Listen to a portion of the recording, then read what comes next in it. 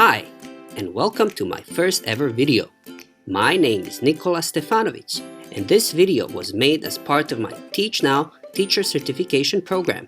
Today's topic is Praxis Core. Praxis tests measure teacher candidates' skills in key areas. They are used for licensing and certification purposes. Basically, you need to pass Praxis tests to get your teaching license. Praxis Core is the term used for 3 mandatory tests of general knowledge that consists of English reading, English writing, and math. Praxis Core may not require any specific preparation for a person confident in their skills in these areas, but it is of great value to get familiar with the format of the test and manage your time well, because your time will be limited. I used teacherstestprep.com to do practice runs, and I advise you to try them out yourself. I felt that the prep tests were a bit harder than the real tests, so don't fret over a less than perfect result. You can also purchase prep packages from ETS.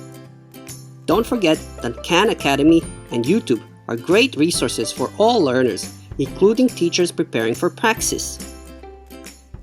Become good at citing sources. Major part of the writing test is citing the articles provided alongside your essay assignment. You need to be confident that you are doing it right. Structure your essay. Follow these simple guidelines to maximize your score. If English is not your first language, you can ask for additional time when you register. But I found that procedure too complicated, so I didn't do it. If you are looking for just a little bit more help, you should probably do this, as time was the biggest issue for me. You can take the Praxis Core tests individually or as a combined test in one day. I really found it better to take the combined test instead of taking the 3 core tests one by one. You will not only save a lot of money, but also a lot of time. My testing center was all the way across Beijing, and that wasn't a trip I wanted to take 3 times. Do watch the video Teach Now provided in the Activity 1 of Week 1. It explains the whole process of signing up for Praxis tests. I have to mention this detail specifically because when I searched for a testing center near me in Beijing, the ETS website showed that the nearest center was in Hong Kong. I was worried that there were no testing centers in mainland China, but I emailed ETS and they sent me the details for a testing center in Beijing. You cannot bring anything into the testing room with you. The testing center should have lockers for your personal items. You will also be searched for contraband. From there, you just follow the instructions on the screen of your computer. If there are other test takers, you can use noise mufflers provided by the center. I used those and had no trouble concentrating on my tests. Be mindful of the time. The tests do not allow for a comfortable margin, and you most probably won't have any time to check your previous answers before submitting your test. At the very end of the tests, just before you leave, you will be prompted to send or cancel your answers. I found the interface at this point to be a little confusing.